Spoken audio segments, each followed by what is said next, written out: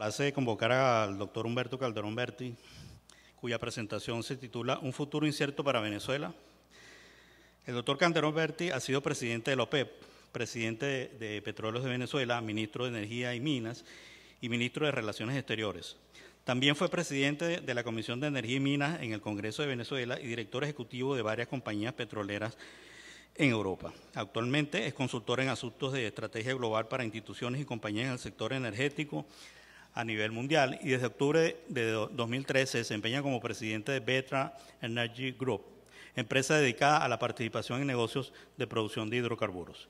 Calderón Berti es geólogo de la Universidad Central de Venezuela con máster en Ingeniería de Petróleo de la Universidad de Tulsa, Estados Unidos. Bienvenido, doctor Calderón. Gracias.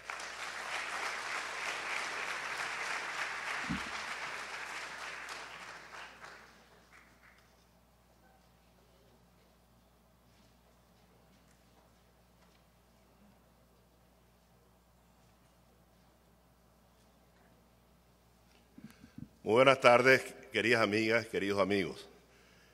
Cuando escuchamos la lectura que hizo Amado Fuguet de las magníficas palabras de Almagro, mi primo Arnoldo Calderón Berti me susurraba y me decía, a este hemos de traerlo de candidato aquí para que nos arregle las cosas, ¿no? Yo coincido con él. Tiene más claridad que muchos, ¿no? Almagro, más conocimiento de lo que está pasando en Venezuela que muchísimos. Bueno, pero ha sido un hombre muy solidario con nosotros y eso tenemos que agradecérselo. Yo voy a reflexionar en voz alta un poco sobre el pasado petrolero, porque como la mente es muy frágil, las cosas se olvidan. Y como tenemos 18 años recibiendo una manipulación constante de las cosas, mucha gente piensa que todo lo que teníamos antes era malo. Y yo no voy a hablar de todo lo que era bueno, evidentemente, pero sí me voy a referir rápidamente a lo bueno que era la industria petrolera venezolana. Una industria petrolera en un país en vías de desarrollo, con unos estándares, un comportamiento, unos resultados y un reconocimiento internacional, como si fuera una empresa del primer mundo, porque esa es la verdad. Cuando uno se pone a pensar, y yo por razones de edad y porque estuve allí, lo recuerdo perfectamente bien, lo que era la industria petrolera el 1 de enero del año 1976 y lo que era la industria petrolera cuando esta horda llegó al poder el 99, bueno, las cosas son diametralmente distintas. El 1 de enero, 13.000 millones de barriles de reservas. A través de intensos programas exploratorios en todo el territorio nacional y en la faja, las reservas subieron para cuando esta gente llegó a 80.000 millones. Ahora puede poner la cifra que quiera, pero son muchos los millones de barriles de petróleo que Venezuela tiene. La producción petrolera eran 2.200.000 barriles y la llevamos a 3.300.000 barriles para el momento que esta gente llegó al poder. Las refinerías, y Javier Larrañaga, que está aquí con nosotros y que ayuda mucho en la organización de estos eventos, recordará, las refinerías venezolanas eran absolutamente obsoletas, producían 60% combustible residual, 25% de productos blancos. Cuando esta gente llegó al poder, el patrón de refinación era totalmente distinto, 60% de combustible residual, perdón, de productos blancos y un 25% de combustible residual. Se fundó y se creó el INTEBEP y lo convertimos en el principal centro de investigación y desarrollo de América Latina y uno de los más importantes del mundo en materia petrolera. Se inició el proceso de internacionalización de la industria petrolera y Venezuela pasó de tener 1.200.000 barriles de petróleo de capacidad de refinación a más del doble con la red de estaciones de refinerías que compramos en el exterior. Venezuela era una empresa, Venezuela tenía en Petróleos de Venezuela una extraordinaria empresa, compitiendo con las más importantes del mundo. Y yo me pregunto, ¿por qué llegó allí? En primer lugar, por el esfuerzo, la dedicación y el trabajo de su gente, con gran transparencia, sin que esto quiera decir que no se cometían algunos errores, porque sí se cometieron, pero se enmendaban. En segundo lugar, porque el mundo político venezolano fue escrupuloso en el respeto a la institucionalidad de Petróleos de Venezuela. Porque no hubo politización de Petróleos de Venezuela. Porque se respetó la meritocracia permanentemente. Y todo eso nos produjo a nosotros una industria petrolera del primer mundo. Pero ¿qué ha pasado de aquellos años para acá? La industria petrolera ha entrado en un franco deterioro. No hay actividad exploratoria, las reservas no aumentan. Aumentan en los libros, pero no aumentan en la práctica porque no hay exploración. La producción se ha caído de 3.300.000 barriles a 2 millones de barriles por día. Las refinerías están vueltas a un desastre y estamos importando gasolina cuando Venezuela exportaba gasolina desde tiempos inmemoriales. Han ido liquidando progresivamente todas las refinerías que teníamos en el extranjero, vendiéndolas a precio de gallina flaca, destruyendo un patrimonio fundamental para el país, que era esa red con la cual contábamos para tener acceso directo a nuestros clientes en los mercados internacionales. Hoy por hoy, Petróleos de Venezuela no es la que era antes en materia financiera. De 3.000 millones de dólares de deuda financiera, estamos en 44.000 millones de dólares en estos momentos, sin contar con la deuda a proveedores, que dependiendo del cambio podrá ser 20, 30.000 millones de dólares adicionales. Se destruyó la estructura de empresas de servicio, que es fundamental para la operación petrolera, porque como dice nuestra amiga, admirada y reconocida amiga María Corina Machado, no se expropiaron esas empresas, se robaron las empresas de servicio. Todas están quebradas, todas han pasado a integrar un cementerio de empresas en el lago de Maracaibo y en todo el territorio nacional. Hoy por hoy la empresa está venida a menos, pero venida a menos unas circunstancias bien complicadas. ¿Por qué? Perdone que no estoy siguiendo el guión, pero ustedes después lo podrán ver.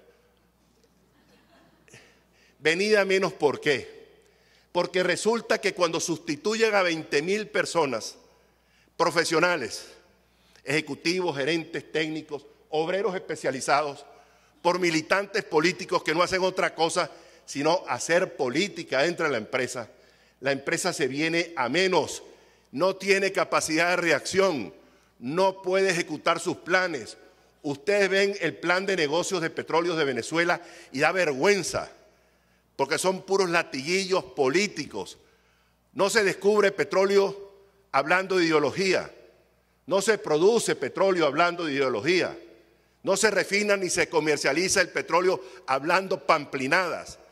Todo eso es producto del esfuerzo, de la dedicación, del trabajo, para que pueda la cosa funcionar. Y no funciona precisamente por eso, porque lo que hay es una gente incompetente, cuyo objetivo fundamental son dos: hacer política y robarse lo que puedan robarse. Porque esa es la verdad. Da vergüenza en el exterior. Y yo que tengo años dando vueltas por el mundo, por razones obvias, por mi profesión y por razones obvias la situación del país, me da vergüenza cuando uno habla con la gente en el exterior y las cosas que le dicen. Como venezolano se me cae la cara de vergüenza, porque no hay decoro, no hay absolutamente ninguna cortapisa para verse involucrados en cosas grotescas de corrupción. Lo más triste de todo eso es que hay mucha gente de este país, de buenas familias, de buena crianza, de buen nivel social y de buen nivel cultural, que se han prestado para eso, que han enseñado a estos a comer con cubiertos, en el buen sentido de la palabra, a robar, porque eran cómplices. Todos esos, mis queridos amigos, sean del nivel social que sea, habrá que buscarlos hasta debajo de las piedras para que devuelvan al país lo que se ha robado.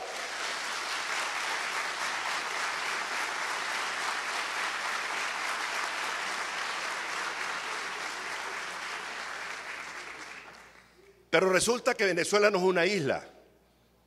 Venezuela se mueve en un contexto internacional.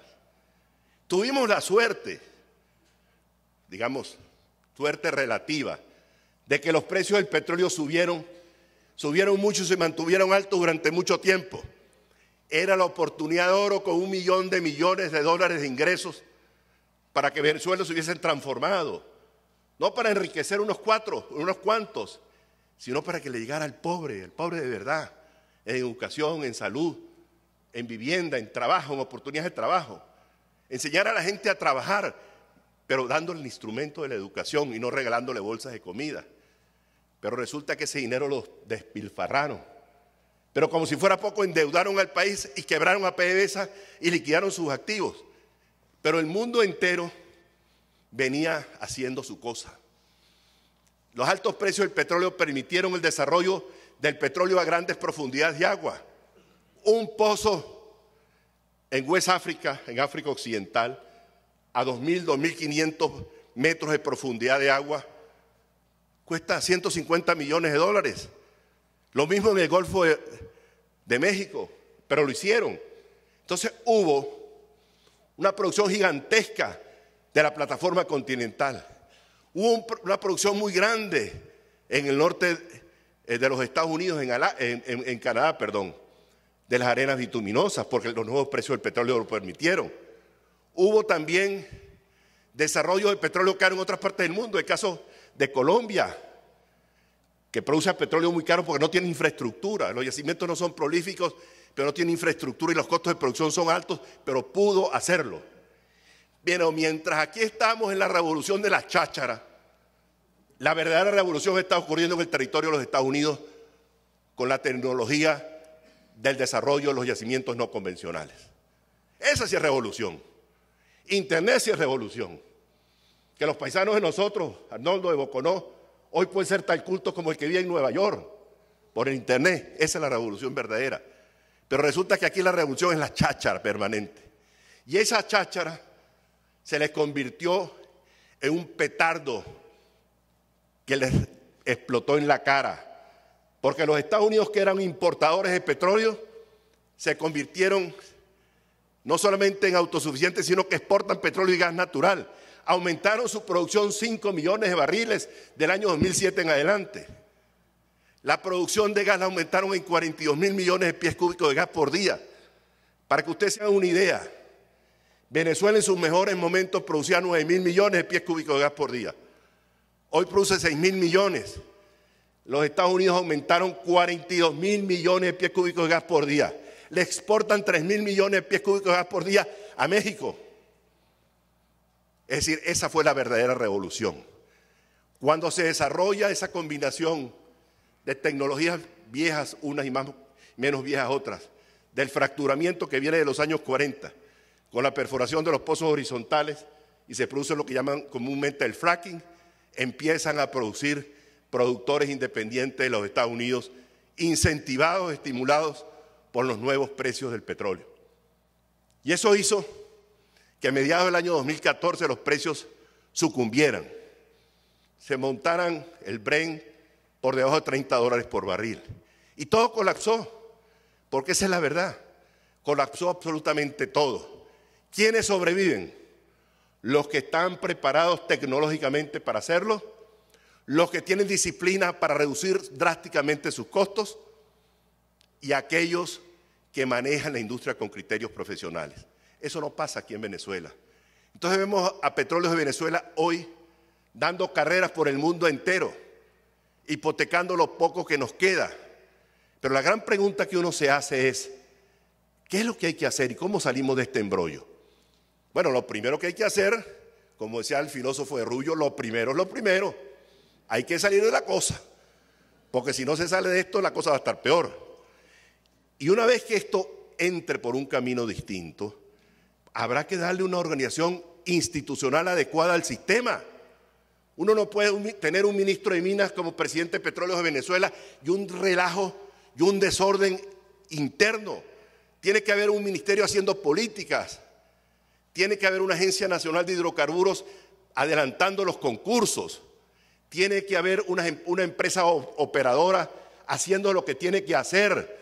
No portándose como la caja de Asia haciendo de todo, no, y mal hecho. No, tiene que hacer lo que le corresponda y deslastrarla de todas aquellas responsabilidades que no son de su incumbencia. Eso es muy claro.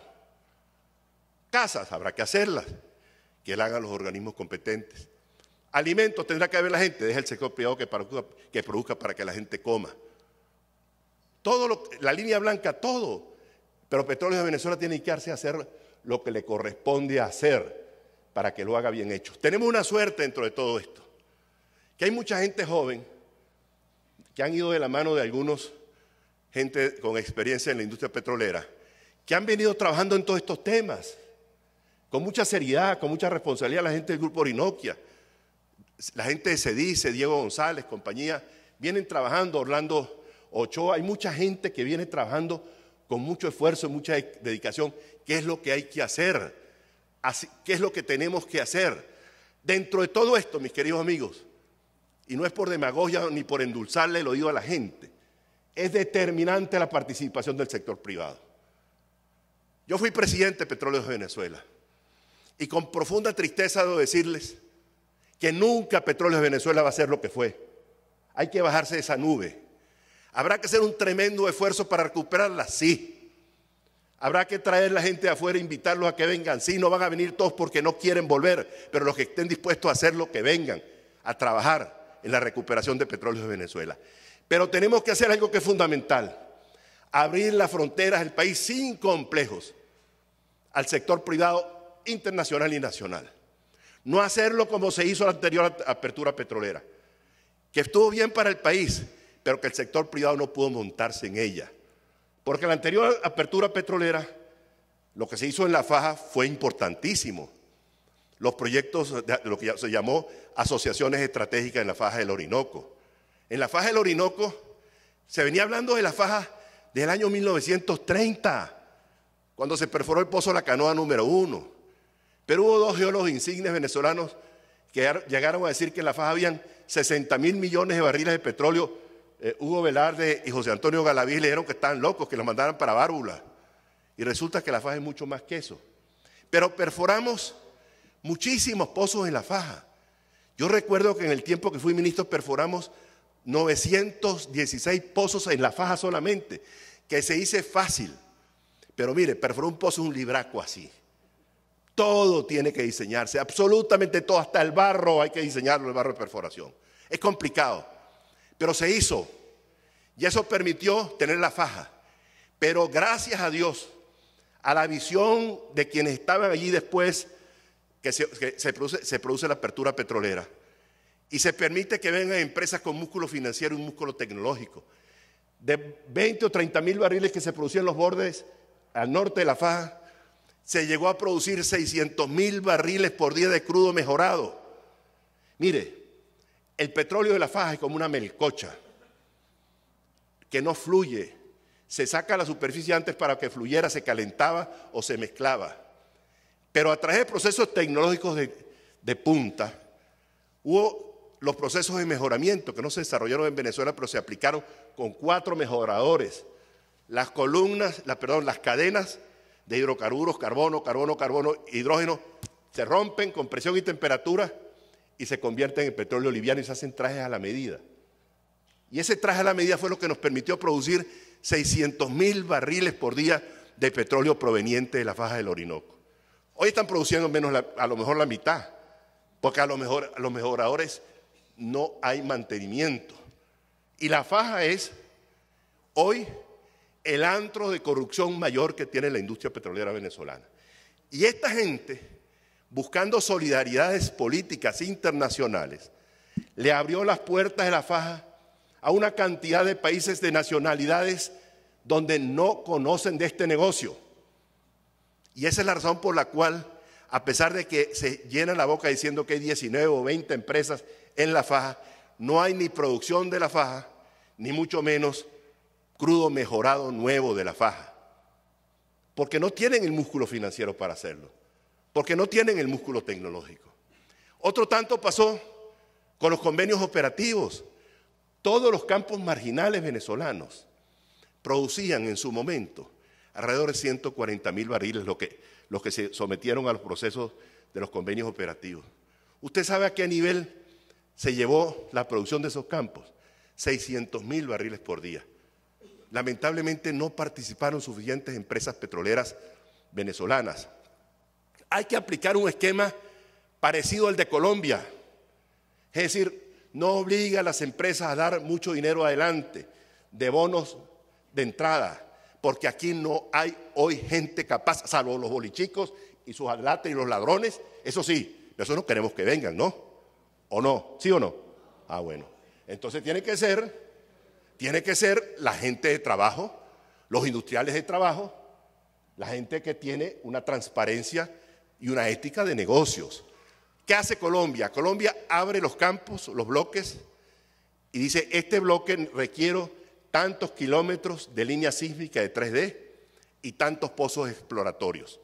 Eso es obligatorio para todo el mundo, todos los que participan en el concurso. Lo único que la gente tiene que poner es un factor X, que es cuánto arriba de la regalía usted me ofrece. 5, 10, 15, lo que sea. Pero son cifras razonables. De manera tal que hay que buscar, con mecanismos de esa naturaleza, la participación del sector privado que quiera trabajar. No que quiera poner el nombre, ni la oficina, ni el maletín. Que quieran realmente trabajar, porque de eso es lo que se trata. Y eso es fundamental y eso se puede hacer. Y otro tanto habrá que hacer con las empresas de servicio. Habrá que devolvérselas a sus legítimos dueños inmediatamente, porque eso es fundamental para la actividad petrolera. Sin empresas de servicio no hay actividad petrolera eficiente. Y hay que propiciar y estimular la participación del sector privado metalmecánico dentro de la industria petrolera. Yo recuerdo que por allá el año 1980, siendo yo ministro del Petróleo, se compraba el 40% de los materiales y equipos en Venezuela y el resto se compraba afuera. Se instrumentó una política clara a través de Condivieca. ¿Y usted sabe cuánto se llegó a comprar en Venezuela de materiales y equipos? El 84% de los materiales y equipos de fabricación nacional. Claro, ahora tenemos un problema serio, y es que la siderúrgica la tienen destrozada y las plantas de aluminio las tienen destrozadas, pero habrá que recuperarlas y habrá que recuperar también el sector eléctrico, evidentemente, sobre todo las termoeléctricas. Pero es básico la participación de los industriales venezolanos dentro de eso. No existe país por acá, a lo mejor Brasil, Argentina, no, pero yo creo que ni Brasil hoy, no existe país que tenga un mercado tan grande metalmecánico como la industria petrolera venezolana. Y eso tenemos que aprovecharlo y tenemos que privilegiarlo. Y al mismo tiempo tenemos que estimular la participación de la ingeniería venezolana en los proyectos. Las refinerías hay que reconstruirlas. ¿Quiénes las van a hacer? Empresas extranjeras, de la mano de empresas nacionales. Eso es fundamental. Si no, no estamos aprovechando de crear riqueza nacional. Todo eso es fundamental y hay grandes oportunidades. Hay que hacer cosas urgentemente. Ya Arnoldo Galdón se va a referir a eso. Porque usted recuerda cuando la faja petrolífera del Orinoco se abrió al capital extranjero, la regalía era 1%. Y el impuesto sobre la renta era 30%. Estos iluminados, que creían que esto iba a ser para toda la vida, subieron la regalía al 30% y el impuesto sobre la renta al 50%. Resultado, nadie invierte. Muy claro, nadie invierte. Ahora, pero dicho esto, yo creo que también tenemos que prestarle un poquito de atención a lo de afuera. Venezuela, durante muchísimos años, fue un país de equilibrio, de consenso, de entendimiento, de búsqueda de acuerdos en el seno de la OPEP. Entre otras cosas, porque no éramos ni musulmanes, ni estamos en el entorno geopolítico del Medio Oriente. Y eso lo hicieron todos los gobiernos, unos más, otros menos, pero todos los gobiernos de la democracia lo hicieron. Pero esta gente cuando llegó, lo primero que hicieron fue aliarse con Saddam Hussein. Se echaron encima a los sauditas, a toda la gente del Golfo. Después, cuando Saddam estaba tambaleándose y cayendo, se alían con Gaddafi, que también lo odiaban. Después, con Ahmadinejad de Irán. No, señores, nosotros tenemos que jugar en todos los tableros en la OPEP y tener buenas relaciones con todos los países de la OPEP. No nos interesan los problemas geopolíticos regionales porque no nos atañen. Y es la manera en que nosotros podamos recuperar esa capacidad que teníamos antes. Ahora, la situación no va a ser fácil, porque nos encontramos con una OPEP que está comprometida también en cuanto al diseño de su política. Porque por un lado hay la tesis de producir al nivel que sea para competir. Y por otro lado está la tesis de los recortes de producción. La experiencia que yo tengo, que la viví, no me la contaron, es que caer en cortes de producción permanentemente es un error.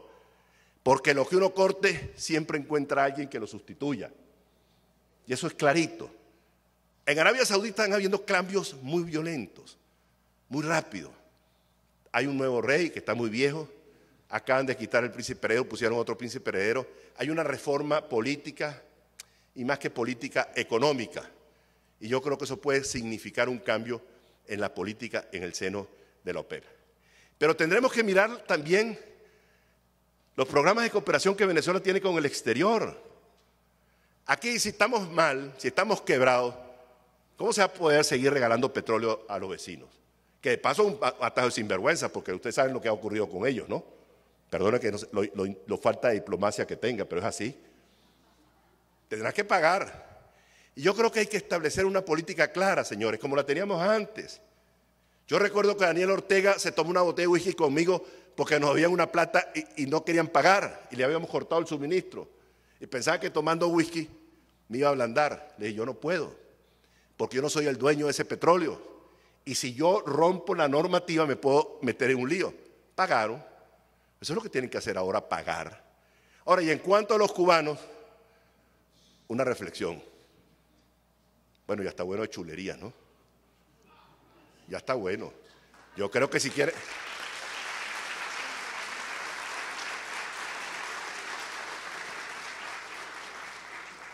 Muy simple. Le vendemos petróleo a todo aquel que los quiera comprar. Condición sine qua non, paguen. Si no pagan, no hay petróleo. Tan simple como eso. ¿Por qué? Porque nosotros no estamos en condiciones de regalar el petróleo a nadie, porque el país está en una situación extremadamente precaria. Y una reflexión final. Ya lo dijo Almagro. Mire, yo creo que Venezuela tiene unas tremendas potencialidades, pero para aprovecharlas tiene que permitir que el productor venezolano compita. Quítale los aranceles para que compita el precio de afuera, a ver qué pasa con la industria y qué pasa con el sector agropecuario. Freddy, a lo mejor estoy diciendo una burrada, ¿no? Pero yo creo que controlar precios, pero ayudar a los amigotes a que se lleven los dólares preferenciales, ¿queremos eso? No, evidentemente que no. Pero lo que sí es importante dentro de todo esto es que el instrumento que tenemos a disposición, si hacemos las cosas como hay que hacerlas, sin mucha discutida y mucha habladera de tonterías y perdera de tiempo, las cosas que tenemos que hacer las hacemos, el instrumento que tenemos es el petróleo. Para salir parcialmente, porque crecimiento equilibrado es fundamental, desarrollo de todos los sectores.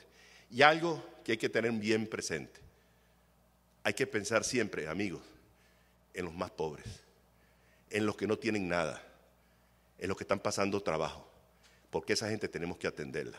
Si algo bueno ha tenido esta desgracia, es que ha puesto a todo el mundo a pensar que no podemos tener un país estable, no podemos tener un país armonioso si hay unos que tienen mucho y otros que no tienen nada. Tenemos que tener un país más equilibrado para que haya paz y tranquilidad social. Muchas gracias.